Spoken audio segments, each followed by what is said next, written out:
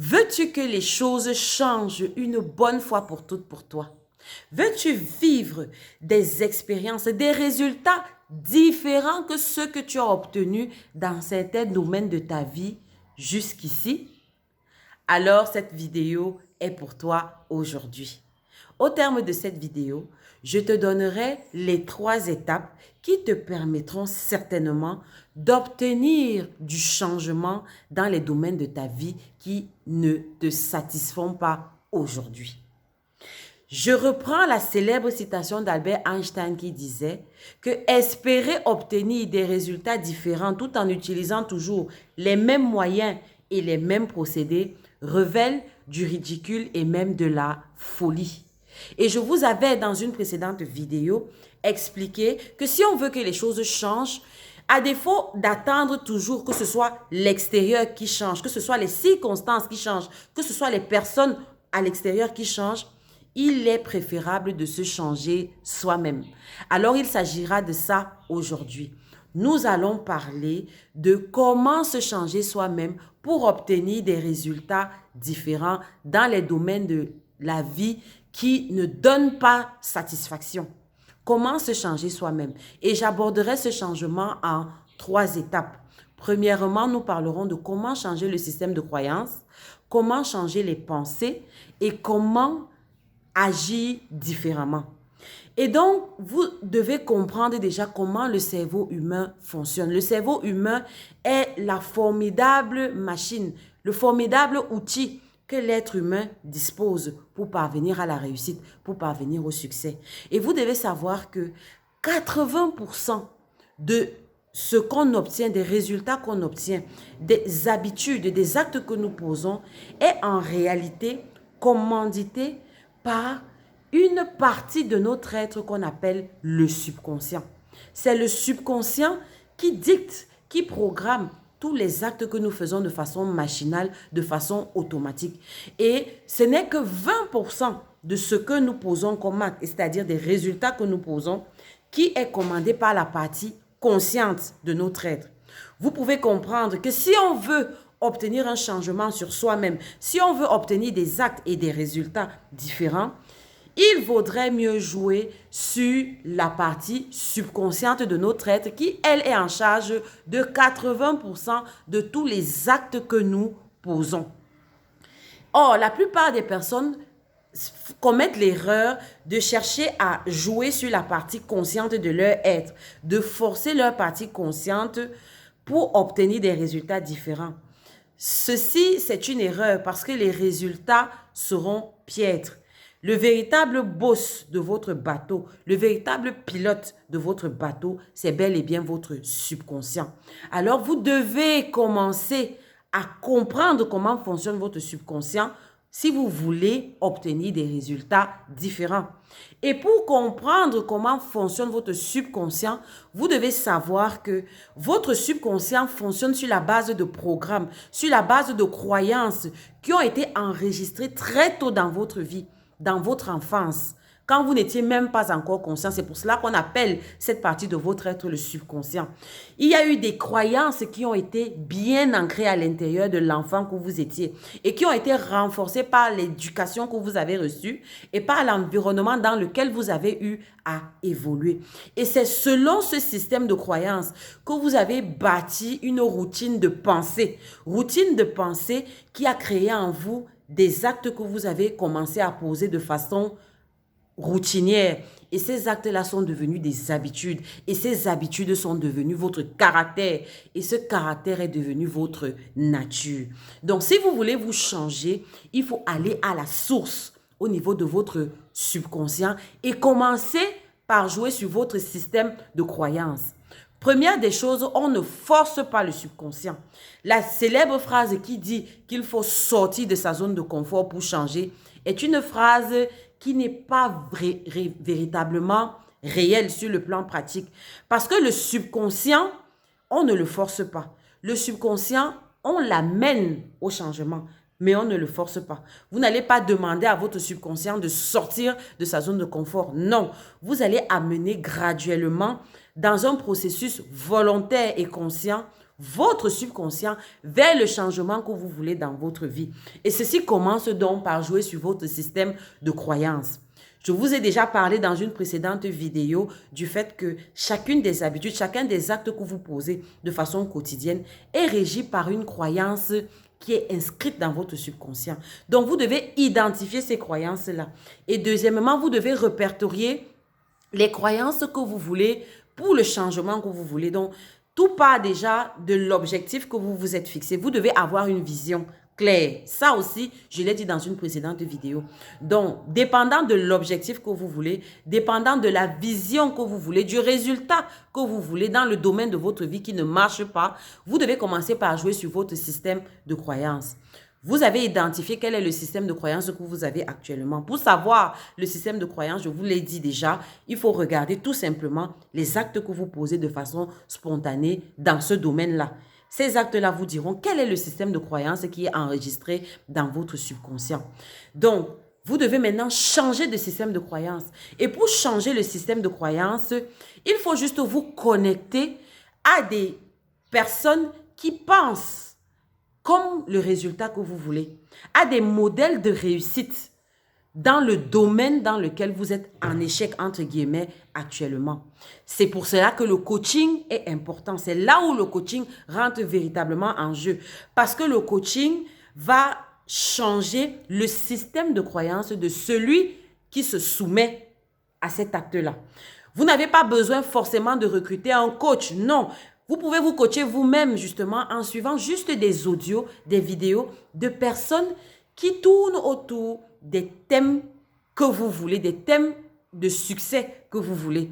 Donc, changer votre croyance, votre système de croyance, autant pour moi, c'est tout simplement vous connecter à des audios, à des vidéos, ou si vous avez la chance, à des personnes qui pensent comme l'objectif que vous voulez atteindre. Et le faire de façon routinière. Pas un seul jour, pas une semaine, pas une fois, mais vous saturez.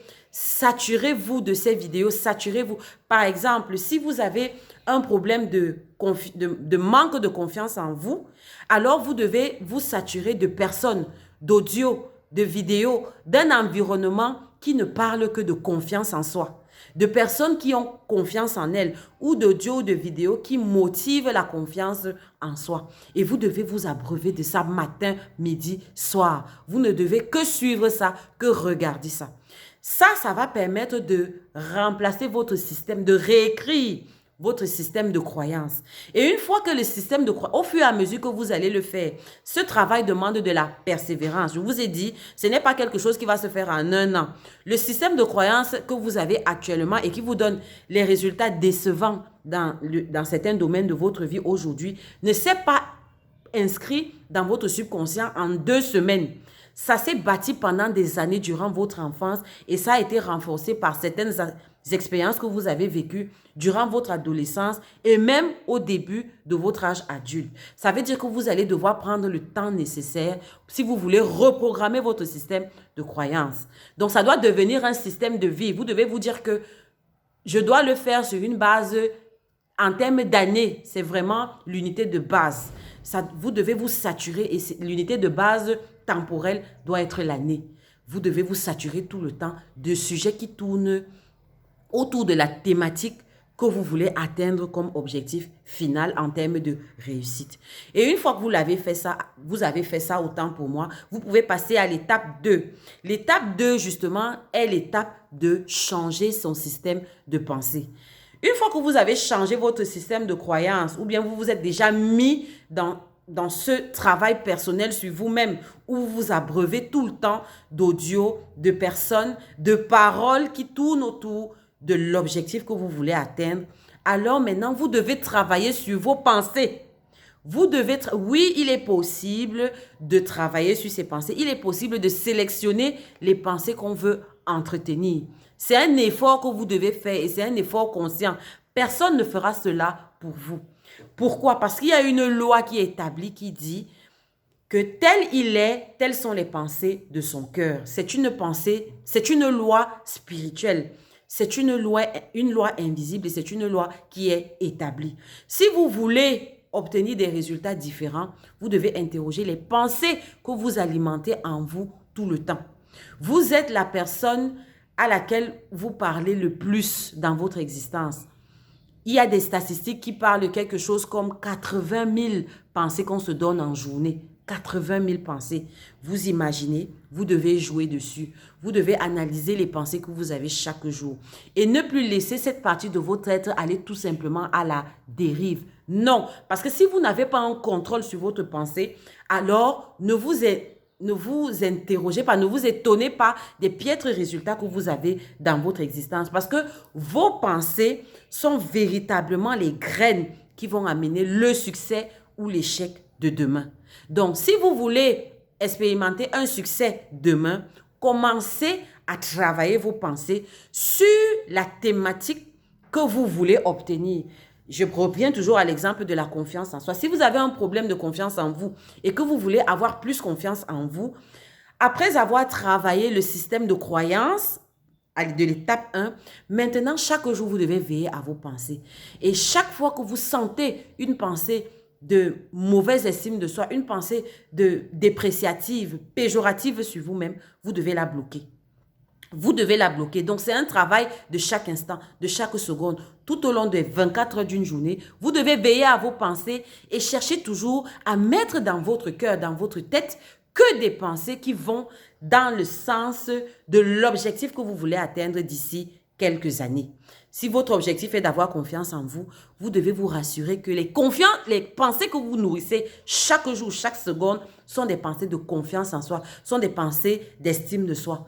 Les psychologues parleront de dialogue intérieur. Quel est votre dialogue intérieur? Vous devez revoir votre dialogue intérieur et y mettre la coloration de l'objectif que vous voulez atteindre. Si votre objectif, c'est le succès académique ou le succès professionnel, vous devez entretenir que des pensées de succès et vous assurer que vous supprimez en temps réel toute pensée d'échec, toute pensée de doute.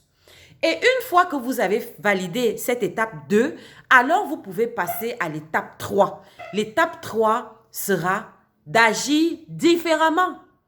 Plusieurs personnes ratent leur but, ratent leur vision, n'arrivent pas au bout de leur succès qu'ils avaient programmé, tout simplement parce que ils ont changé leur système de croyance, ils ont changé leur pensée, mais au niveau final, au niveau crucial, ce qu'on appelle l'application numérique, ils s'arrêtent, ils sont bloqués.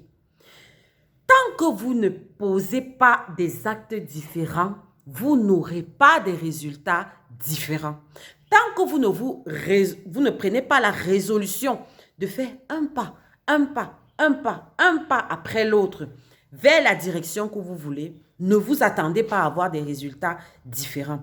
Et vous devez tenir compte du fait que le cerveau est de nature paresseuse. Le cerveau, c'est un gros paresseux. Ça veut dire que le cerveau aura tendance à vous ramener toujours vers des schémas d'action qu'il connaît. Donc, chaque fois que vous allez vouloir poser un acte différent, le cerveau va générer en vous un inconfort, un malaise intérieur, un trouble, une sorte de crainte, va susciter même en vous une peur pour vous empêcher de poser cet acte différent. Pourquoi?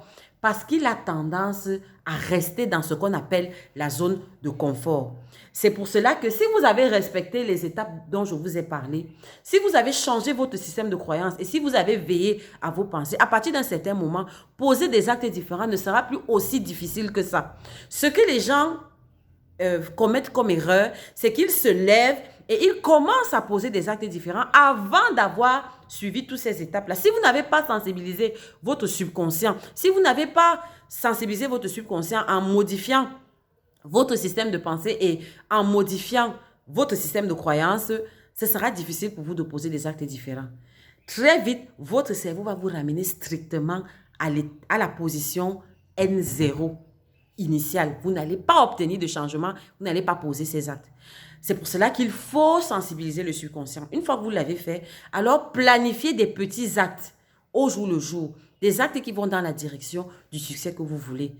Si vous voulez obtenir des changements différents, posez des actes différents. Si vous voulez obtenir quelque chose de différent, faites quelque chose que vous n'avez jamais fait. C'est le prix à payer si vous voulez voir le changement. Si vous n'êtes pas prêt, si vous n'êtes pas prêt à faire ça, vous n'obtiendrez jamais de changement. C'est pour cela que sur deux personnes qui ont grandi ensemble, qui ont vécu dans le même environnement, vous verrez qu'une personne, 10 ans plus tard, sera toujours au même endroit, dans le même quartier, stationnaire dans sa vie. Et vous verrez que la deuxième personne, elle a évolué. Ce n'est pas une question de chance. Ce n'est pas une question d'hérédité. Ce n'est pas une question de bonne fée clochette. Non, c'est une question d'un travail volontaire et conscient que cette personne a fourni. Et si vous observez, si vous lisez les histoires des grandes personnes qui ont inspiré ce monde, vous verrez qu'elles sont passées par là. Je prends l'exemple des frères White, ceux qui ont inventé l'avion. Mais il fallait bien qu'ils aient un système de pensée différent du système de pensée de leur époque. Vous imaginez, à leur époque, on ne pouvait pas concevoir qu'un objet pouvait défier les lois de la gravité et voler dans l'air comme des oiseaux. Mais eux, ils ont eu le courage d'introduire dans leur subconscient que il est possible pour un être humain de voler comme des oiseaux. C'est possible. Ils ont changé leur système de croyance. Et puis, ils ont entretenu des pensées qui allaient dans cet objectif-là. Nous allons découvrir un engin qui nous permettra de voler comme des oiseaux. Mais ils ne sont pas restés là. Ils ont posé des actes. Ils ont commencé à expérimenter, à concevoir leur avion, les premiers modèles, malgré les échecs. Mais petit à petit, en posant des actes l'un après l'autre, ils sont parvenus au résultat. Et aujourd'hui, nous sommes fiers de prendre, d'utiliser ce moyen de transport rapide qu'est l'avion. Mais parce que il y a eu deux frères qui se sont levés, qui ont changé leur système de croyance, qui ont changé leur système de pensée et qui ont agi différemment.